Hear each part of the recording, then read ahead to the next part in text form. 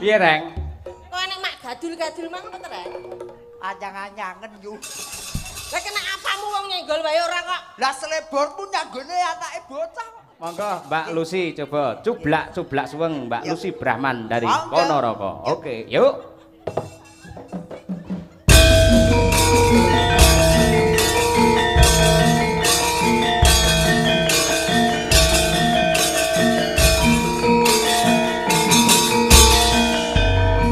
Cuba suwang ketek keleter, pamukan kutek-kutek lepat, lere sapa guyu tule ake sir padele kopon sir padele kopon.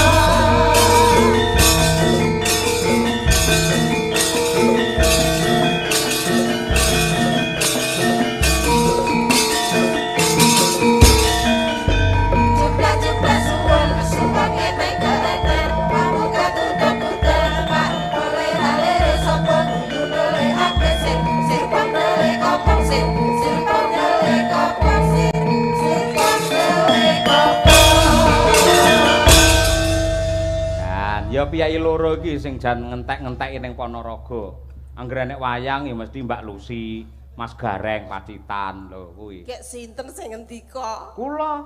Lah mbok cekek demit aku rene sik pisan iki. Ukur ngono dadak cekek demit lho. Lah mbok sumpah kula sajong jumblek alhamdulillah lho. Mbok lek Mbah Lurah Mbah Rianto nggih nembe niki kula. Amangka mah kula mencelok mriku. Nun sewu. Nggih. Mboten kok kunglo umum mboten nggih. Nggih. Sing ngusul teng Mbah Lurah dagelane mangke Mbak Lucy niku kula. Masyaallah. Mergo kula nduwe dasar. Mumpung tasik bar sawal, mangke yen besar dibeleh niki mangke. Rencana kula besar ndelik Ndelik. timbang dibeleh. Iya. Niki lek besar mboten dibeleh Mas nuwun sewu. Piye? Isik rutin dikombor. Mergo kurang gedhe. Lek didol ora payu. Yen aku dadi Mbak Lucy kudune ora trima. Dilok niku luwih enom lho kuwi ngelokne sampean kaya ngono kuwi mosok ditampa. Alah mboten napa-napa dereng nglumpuk idu kula. Lek kula ngomong lah idu kula nglumpuk kula idoni. Lho aja mbok idoni aku mbok idoni ning Jambon ilere teko saprene urung mari. Ora mesakne lho nek Jambon enek Jambon dadi panu. Terus mbok idoni ning Medion dadi kurap. Kowe ngenyek no, ora ngerti fungsine sapi. Nyuwun sewu nggih Mas Monggo. Yoyo. Nggih. Fungsine sapi, ilere sapi kula kena nggih maskeran. Ilere sapi kena digo Maskeran, mari mempercantik, memperhalus kulit. Lho, ya ta? Mari ngono kulite sapi. Lho, kena nggih apa? Kena nggih karpet, kena nggih hiasan. Tas, Lho, kena sepatu. Nggih sepatu, terus letong kuwi kena tinggi pupuk kan. Biar. Pupuk organik kuwi lombok karo terong kuwi dipenehi pupuk letonge sapi kuwi mari subur. Ngerti kowe? Piye Reng, kena urung? Wis kena urung? Ya wis ora masalah dek iki kadah saiki kurap saiki brenyeh ora apa-apa. Siji sing kudu mangerteni. Apa? Susune sapi memberi gizi kabeh piyai-piyai ning kene iki lho. Loh, jaman tanggaku kena gizi buruk nggih nyun sewu. Pak Lurah wis mumet tok.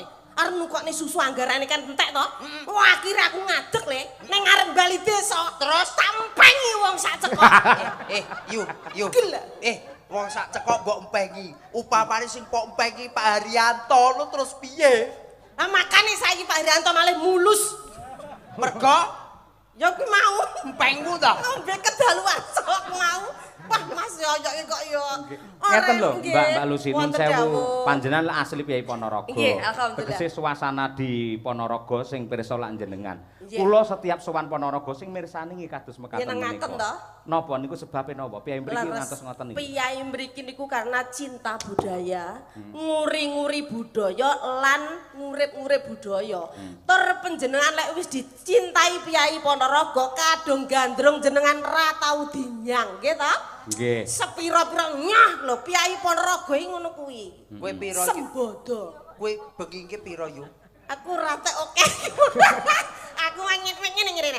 Mergo ngene, Pak Haryanto itu kan terkenal piyainya baik gitu. Nggih. Tadi niki wau sak rombongan Bu Camat beserta lurah-lurah kecamatan Babatan mboten saged rawuh karena nembe studi banding di Magelang. Niki sing makili para bapak tarik-tarik sedaya. Tur kanca-kanca lurah ngrasani ngeten, yo rasane nelongso mboten saged nenggani pagelarane Mbah Lurah Polorejo karena Mbah Lurah Polorejo niki terkenal piyayine entengan. Leres. Sae dadi kanca-kanca sami getun mboten Supel saged. ngoten niki. Nggih, sae wis nyah-nyoh piyayine. Nah, inggih Nggih to. saking Mbah Lurah kang pundi to?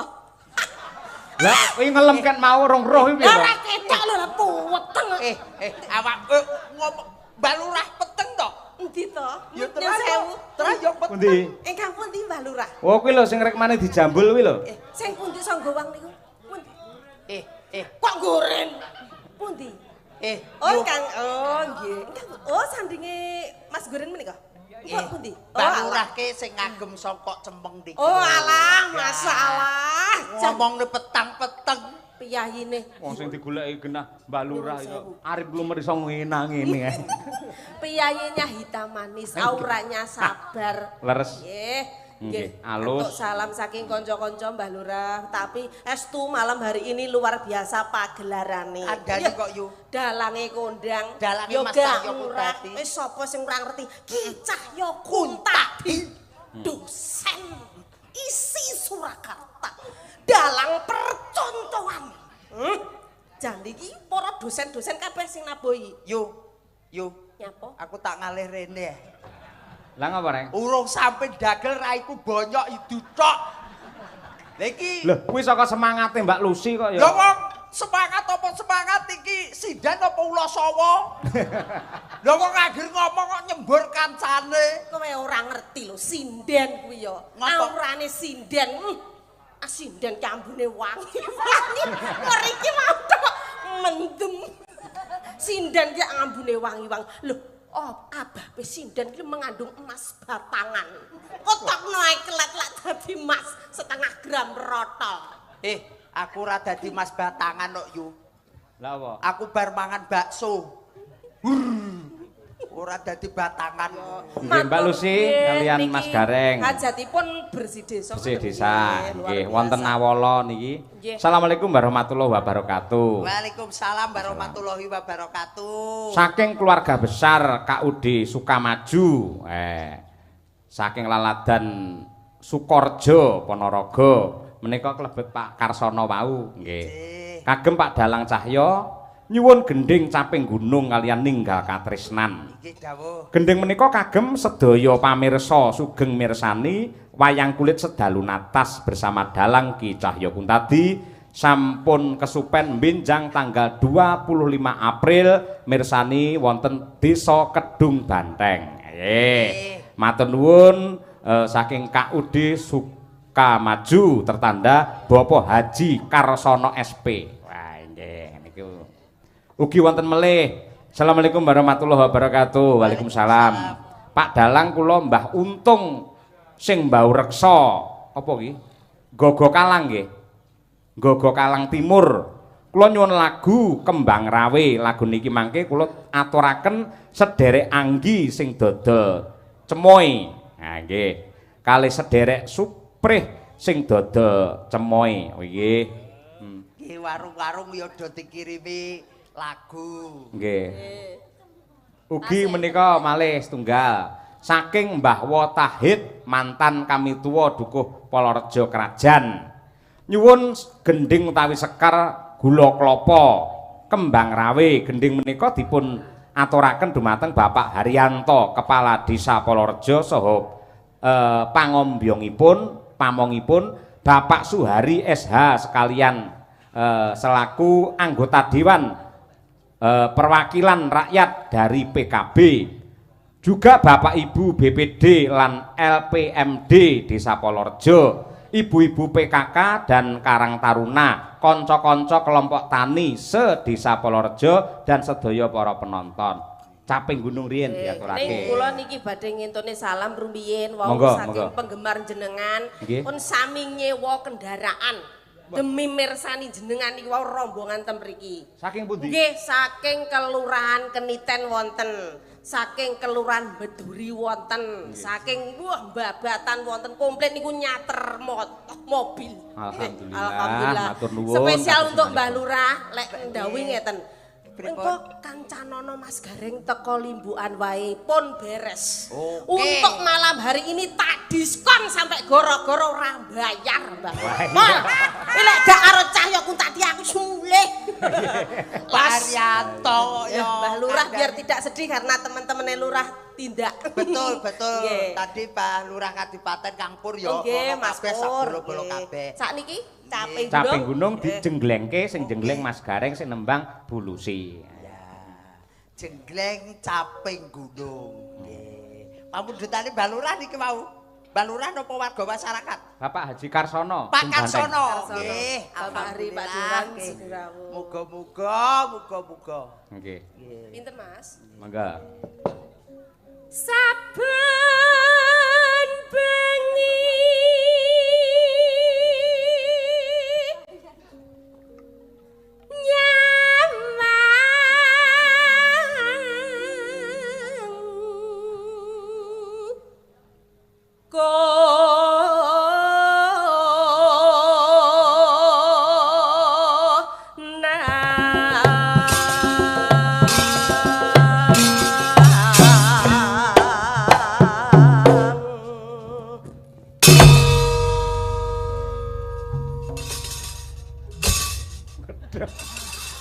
Mamerne slebore. Lah sing jengleng kaya ngono, jengleng Mbah Lurah aku ya semangat. Ya wong ki lek karo wong lanang ki ya lek gedeng ya aja nemen-nemen. Lek wis ki ya ora sah kene. Wong peh wis wae kok ngene. Sosok wong wedok iki lek begel karo wong lanang ya ngono. Mosok lek wis bar ya ngene ngono. Beda lek bojoku. Piye? Oh bojoku lek bar ora ngene ngono ora. Blu ayu ngono.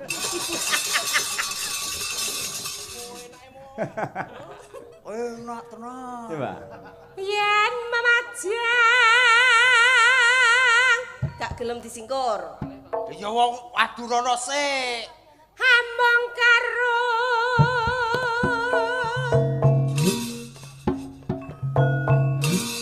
janur kuning.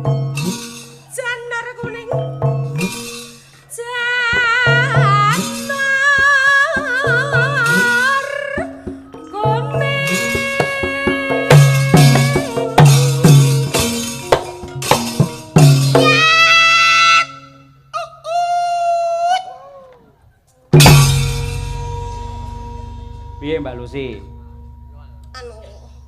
Kurang dhuwur. Biasane niku Gareng Pacitan kan tiange kan ten mriko pesisir pantai jadi energik orangnya. Biasane niku gandul ten wong barang iso kok. Apa nek Polorejo bayar larang-larang kur mumbule kur sakmu. Iya. Kondur dene, Mbak. Kur ping pindho iki. Iya.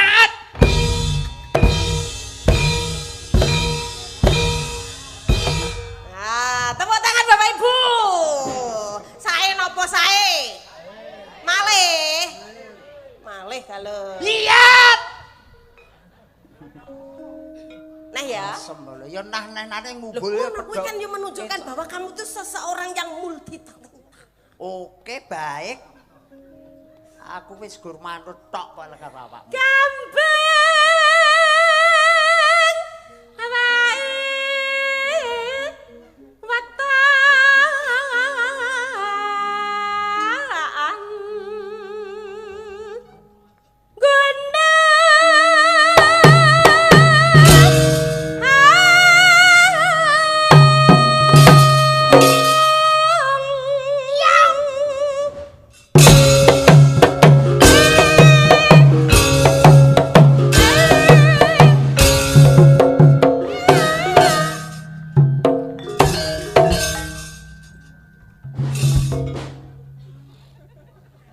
Seneng aku akhir baglotek ngono ya terus buka lawang gluduk.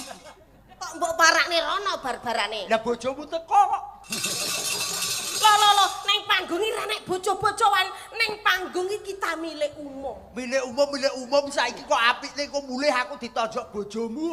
Kalau di panggung itu harus profesional kerja. Contoh, Mas Cahyo Kuntadi kan garwane Bu Kesi. Loh, kalau di atas panggung Mas Cahyo milik umum, milik kabeh sing mirsani. Ngono tenan. Iya. Oke, baik.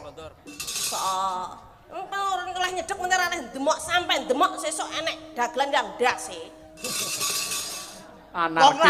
Wong lanang bingungne adoh jarene kudu sing totalitas lek wis cedhek arep mbok irangi ndasku aku mulih arep nggawa ndas apa? Ya nyilih sirah tanggane.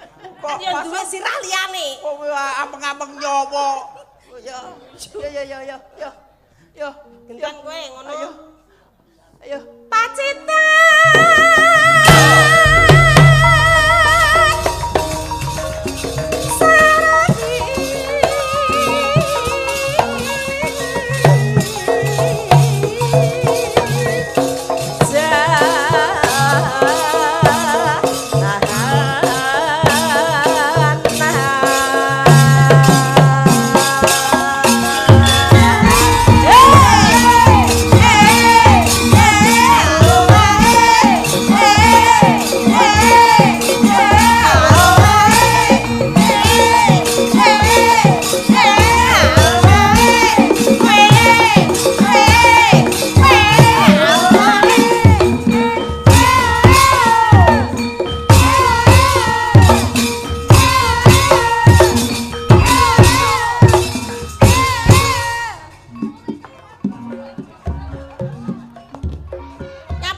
Piye, Reng?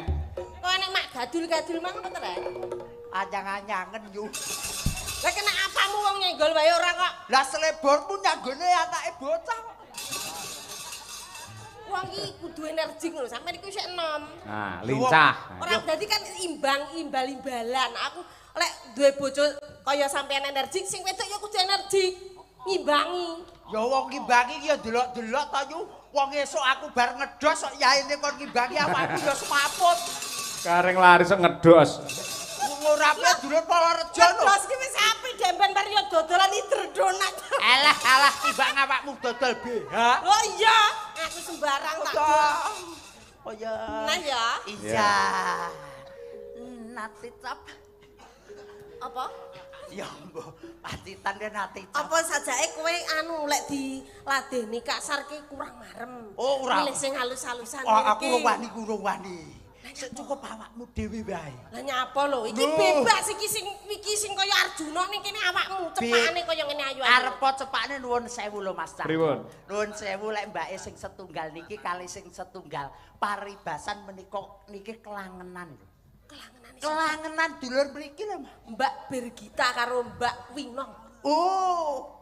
Niki Kelangenane Pak Agung Dewan. Oh, Pak Agung Dewan karo Pak Hari. Pak Hari. Cara panganan ngono ya. Sing dahar ki Pak Agung karo Pak Hari. Oh, terus Terus lek Mbak Dian kali. Mbak Dian. Mbak Dian kalih Mbak Mira. Mbak Mira niki cara kelangenan. Kelangenane niku Mbah Lurah Haryanto. Mbah Lurah Haryanto. Terus Bu Kesi sak mriki. Nah, terus niku remenane Mbah kami tuwa Iwan. Mbah Iwan lek sak aku. Yo RT ngupolo kono. Kok yo. Iki kok yo. Iya. Ayo. Enggak. Panas.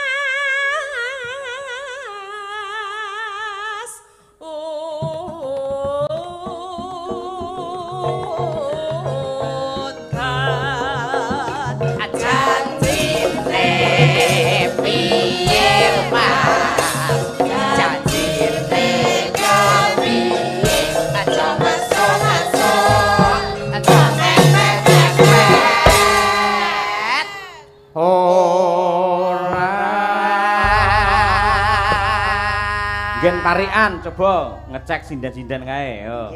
Wiwit saking Mbak Lia, ya Mbak. Mbak Lia. Monggo. Tuku meja Meja, brukne gareng. karo kursi. Ada kursi. Warga Polorejo mugi tambah rejeki. Allahumma amin. gandeng piyai Palorjo iki piyai budaya, piyai nyeni, mesti ling ngamini ya ngangge budaya. Lah ngeten iki, Pak. Allahumma amin. Kersa nggih, Pak nggih? Sing kersa kula dongake putra-putrine saleh salehah. Amin. Monggo. 1, 2, 3. Allah.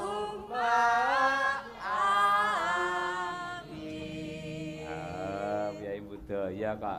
Mangke melih. Yo. Selanjutnya Bu Triastuti. Yo. Mangan sego lawuhe tempe. Wah, enak niku, Mas. Pojokan alun-alun jos. Iya. Mugi-mugi warga Palorejo tansah sehat awake. Allahumma amin. Hebat Mbak Tuti saiki solekah. Ngono kuwi. Ora aneh-aneh ae nggih. Selanjutnya Bu Kesi, Ibu. Pak Kaji Bejo Pak Kaji Bejo, wah sate kuwi. Ayo. tindak neng Mekah. Ndak neng Mekah. Mugi-mugi warga Palorejo gesangipun berkah lan barokah. Penonton Allah. Allahumma amin. Mbak Mira, yuk. Ayo. Ana Mbah Arjo Ana Mbah Arjo, tindak Surabaya. tindak Surabaya. Mugi warga Palorejo tansah bagya mulya. Penonton Allahumma amin. Jos. Ayo, Mbak Dian Munasiro. Tuku betok. Iki magister seni kok iso malah kocluk iki lho. Iki nek digenderi kaya ngono gamelane ya kaya ngono apike lho. Ketoke kelinglingan awake dhewe iki dadine suarane griyut. Sik, contone sik, Mir, sepira Mir? Tuku beton, Ndang. Ndang. Tuku betok. Nah, semono kuwi. Bir, contone, Bir. Ayo, Bir. Ayo. Tuku betok. Dian, ya Yan. Tuku betok. Yantemne kowe. Gowo gamelan dhewe. Kok iso isine kok ugur botok. Kok nesu to? Ora nesu nduk mendem. Walah. Kurang gede, Pak. Kurang gede. Kurang gede. Enggak. Tuku botok. Kok ki piye? Anumu ki padakno karo iki lho, Nduk. Anumu ki padakno karo kono. Nano. Tuku botok. Nah, Dikeprukne gareng. Ayo. Karo mangan marem-marem. Heeh. jos. Pak Herianto. Mugi-mugi sehat ayem tentrem. Allahumma Apik. Ngapunten para lenggah pancen sinden Dian iki obate keri tadi ya. Ayo. Ayo Bir, ayo. Ayo. Ning Surakarta tumbas maem pete. Pak Haryanto kula nyuwun sawerane.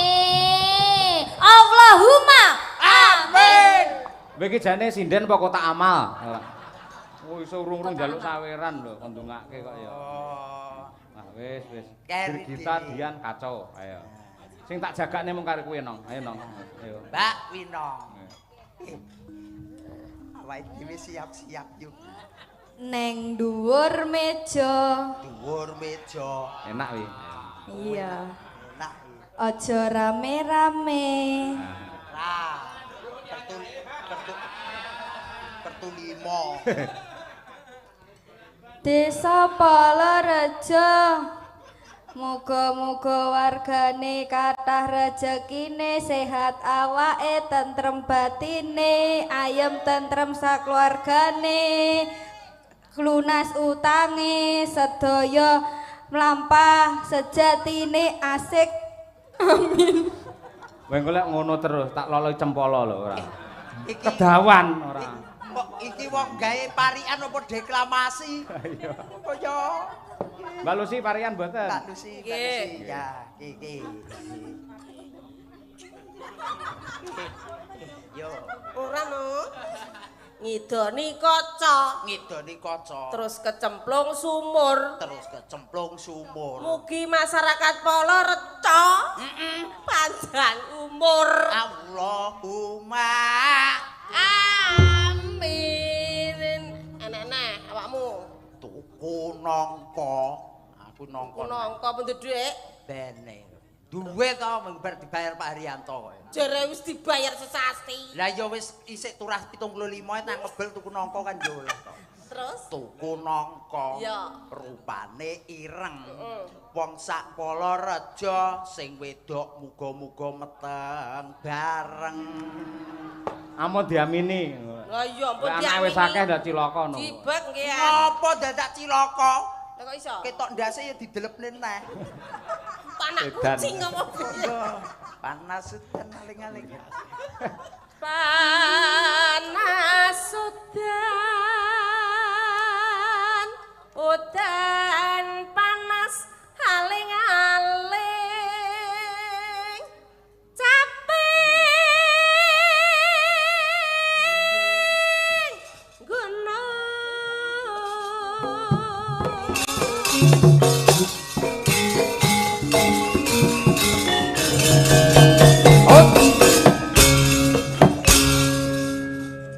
Lanjut, Mbak.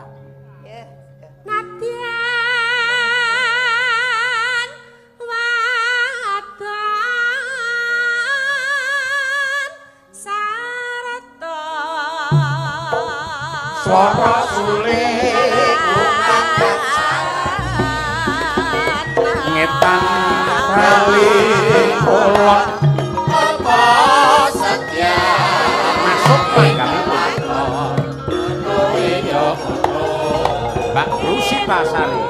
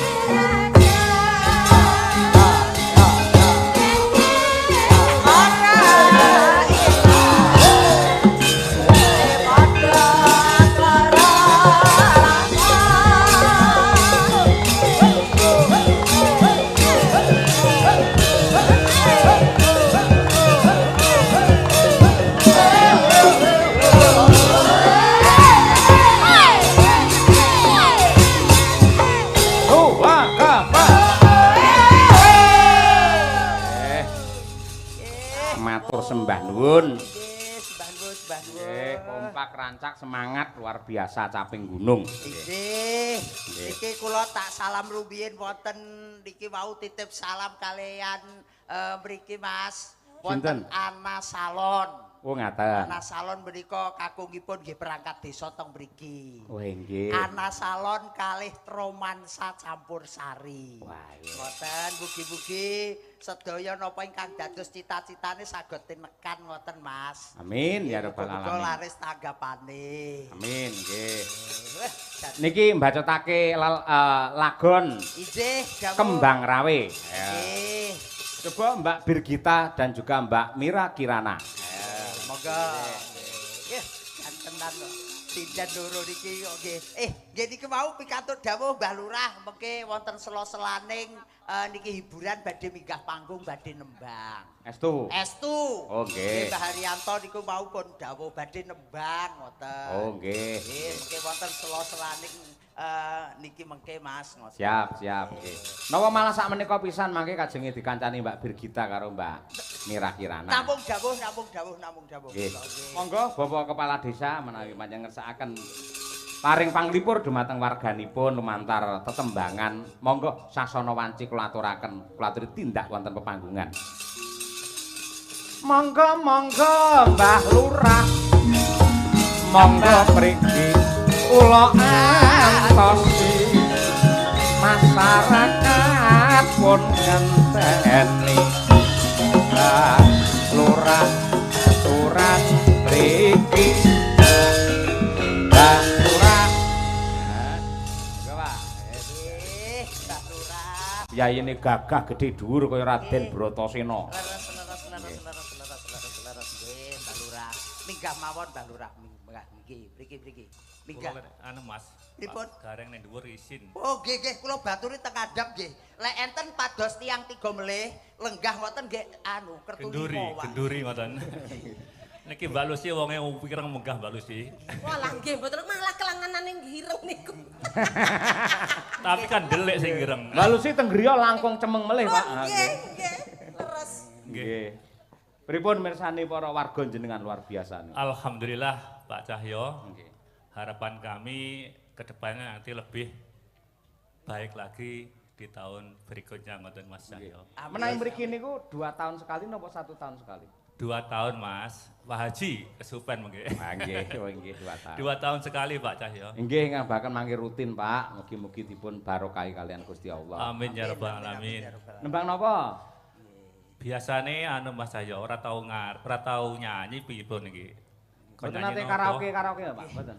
Nek buke mboten asal. Wah iya. Oh, kuwi lho isti ya, kuwi isti kuwi ya. Ngendikane wau kan ibu kagungan unek-unek. Ah, terus? Iki aku arep nyambut gawe karo Mas Cahyo. Nggih. Nduk anu Bu, aku aja digondeli. Nggih. Nah, ngoten. Lagune? Aja digondeli. Ojo Mas Gareng ngoten. Aja digondeli, Pak. Nggih to. Nggih, monggo. Duet kali sinten niki Mbak Birgita nggih wonten, Mbak Mira nggih wonten.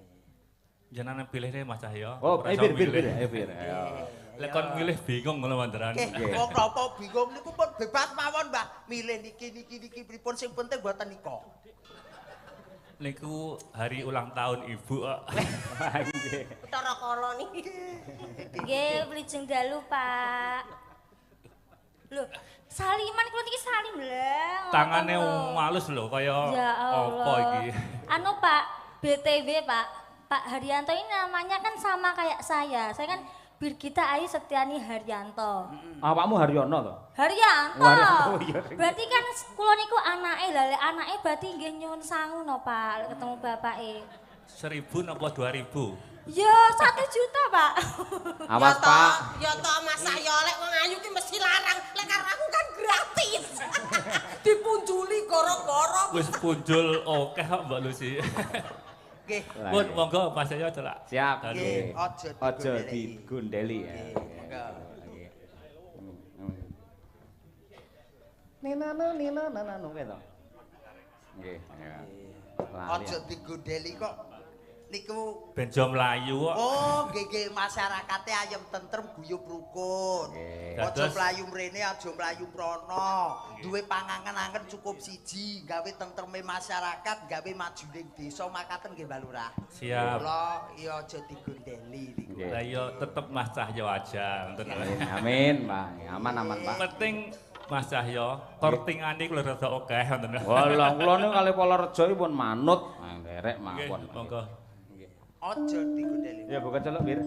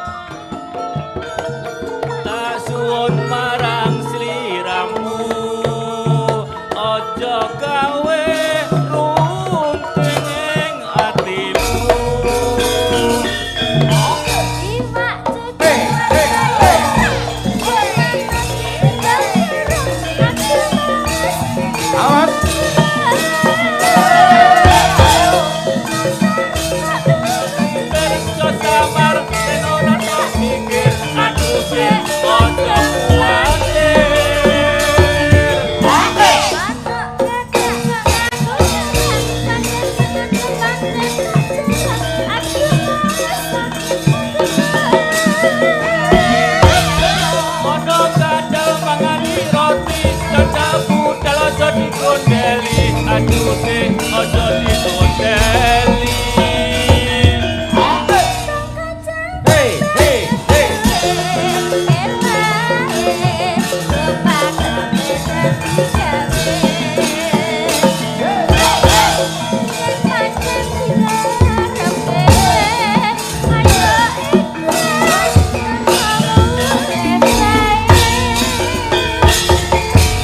Nyuwun tepuk tangan yang meriah untuk Bapak Kepala Desa kita. Wah, kok wingi-wingi pas wayangan mboten nembang toh, Pak? Mana Mas Cahyo, roh penyanyi langsung dredeg kabeh iki. Waduh. Apalane ilang. Sami kula nggih ngoten ya Pak Mumun. Boten sadredeg biasa mawon. Kados Birgita njaluk sawer 1 juta niku mboten mungkin. Boten mungkin pun toh, boten. Tapi nek mboten diparingi ya kebacot lho Pak jenengan. Wis toh, jangan kuwatir, Dik. Jangan kuat nyeluki malih Dik. Bareng kita Kan cair langsung. adiknya, Mas.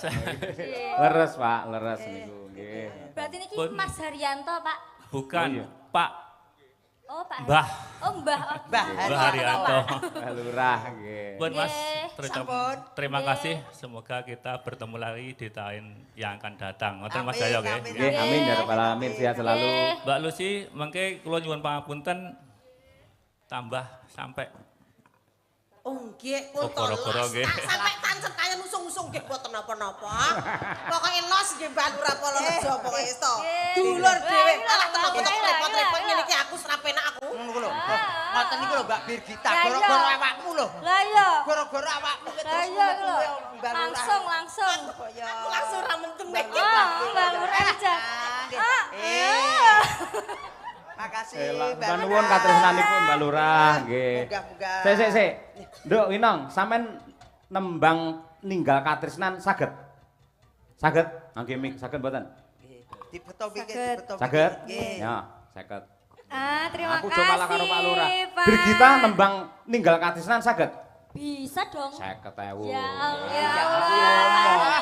Reng. Nggih. Kowe ya iso nembang ninggal katresnan? Saged? Saged? Saged. Ndang nembang oleh ngono. Pak Mas Cahyo, Napa? kula pas winginane niku apal sakniki mboten nih. Oh iya. Ditutup ninggal katresnan mangke kalajengaken wonten ing gara-gara menika pamundhut. Jawut. Ya langsung bae dangdut nduk Winong Nawangsih engko bacutke jaranan. Mangga, Dik Winong Nawangsih. Mangga. Maka dipun aturaken ninggal katresnan, muga-muga Pak Lurah Haryanto tidak pernah meninggalkan rasa cintanya kepada warga masyarakat Polorejo. Gados.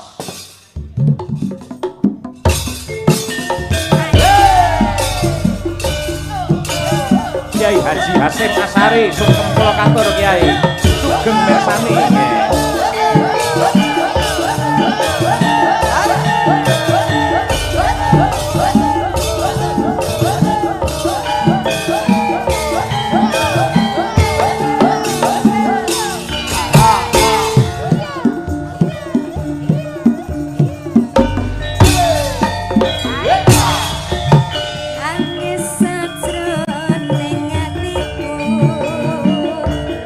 Nalika sliramu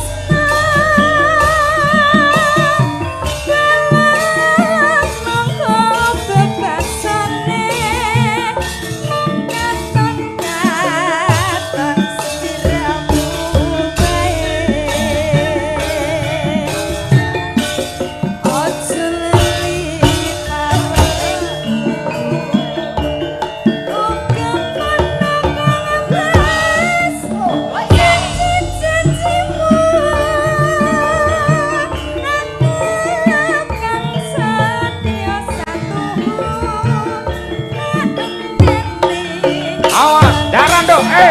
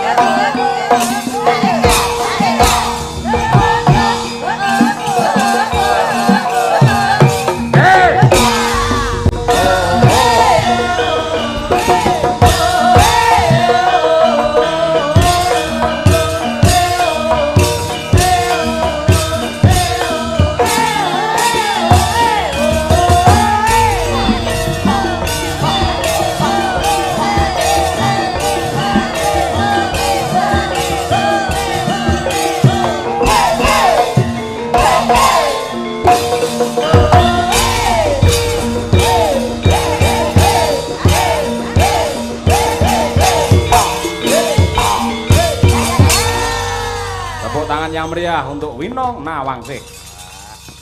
Bola bali nembang kuwi parandene ora ana bosene. Ayo. Terus Mas Gareng mangke kalajengaken gara-gara dawuh. Kula tak mbacut ning lakon Wahyu Katentreman pamundhut saking Sagung Panitia. Lakon niku sik dipercaya dados donga kanthi lampan Wahyu Katentreman mugi-mugi andadosaken sedaya para warga masyarakat ing Palorjo tansah manggih hayu rahayu lan tentrem lahir batin. Iya. Yo terakit bacut nih gelaring sanggit ya nduk.